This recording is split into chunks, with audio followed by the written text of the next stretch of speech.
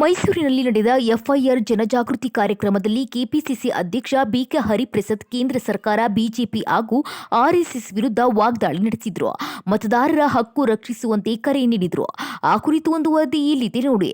ಹೌದು, ಮೈಸೂರಿನಲ್ಲಿ ನಡೆದ ಎಫ್ಐಆರ್ ಜನಜಾಗೃತಿ ಕಾರ್ಯಕ್ರಮದಲ್ಲಿ ಮಾತನಾಡಿದ ಬಿಕೆ ಹರಿಪ್ರಸಾದ್, ಮತದಾನದ ಹಕ್ಕು ಸಂವಿಧಾನ ನೀಡಿರುವ ಮೂಲಭೂತ ಹಕ್ಕು ಎಂದು ಹೇಳಿದ್ರು. ವಿಶೇಷ ಮತದಾರರ ಪರಿಷ್ಕರಣೆ ಹೆಸರಿನಲ್ಲಿ ಅರ್ಹ ಮತದಾರರ ಹೆಸರುಗಳನ್ನು ಕೈಬಿಡಲು ಅವಕಾಶ ನೀಡುವುದಿಲ್ಲ ಎಂದು ಎಚ್ಚರಿಸಿದ್ರು.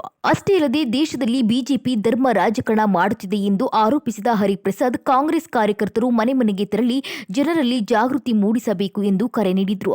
ಕರ್ನಾಟಕದಿಂದಲೇ ಪ್ರಜಾಸತ್ತಾತ್ಮಕ ಹೋರಾಟಕ್ಕೆ ಬಲ ತುಂಬಬೇಕಿದೆ ಎಂದರು. ಒಟ್ಟಾರೆ ಮತದಾರರ ಹಕ್ಕು ರಕ್ಷಣೆ ಕುರಿತು ಈ ಅಭಿಯಾನವನ್ನ ರಾಜ್ಯದಾದ್ಯಂತ ವಿಸ್ತರಿಸುವುದಾಗಿ ಕಾಂಗ್ರೆಸ್ ನಾಯಕರು ತಿಳಿಸಿದ್ದಾರೆ. ಡೌಟ್ ಪಡ್ತಾ ಇರೋದೇನು ಅಂದ್ರೆ ಪಶ್ಚಿಮ ಬಂಗಾಳದಲ್ಲಿ 93 ಲಕ್ಷ ಮತದಾರನ ಕೈಬಿಟ್ಟಿದ್ದಾರೆ. ಉತ್ತರ ಪ್ರದೇಶದಲ್ಲಿ 2.6 ಕೋಟಿಗಳನ್ನು ಕೈಬಿಟ್ಟಿದ್ದಾರೆ. ಬಿಹಾರಲ್ಲಿ 63 ಲಕ್ಷ ಜನ ಕೈಬಿಟ್ಟಿದ್ದಾರೆ. ತಮಿಳುನಾಡಲ್ಲೂ, ಕೇರಳ ಅನ್ನೋ ರಾಜ್ಯದಲ್ಲಿ 24 ಲಕ್ಷ ಜನ ಕೈಬಿಟ್ಟಿದ್ದಾರೆ. ನಾವು SIR ವಿರುದ್ಧ ಇಲ್ಲ. SIR ಅವರು ಯಾರು ನಕಲಿ ಮತದಾರರಿದ್ದಾರೆ ಅವ್ರನ್ನ ತೆಗಲಿ, ಯಾರು ಲೋಕದಲ್ಲಿ ಅವ್ರನ್ನ ತೆಗಲಿ, ಯಾರು ಸ್ಥಳ ಬದಲಾವಣೆ ಮಾಡಿದ್ದಾರೆ ಅವ್ರನ್ನ ತೆಗಲಿ.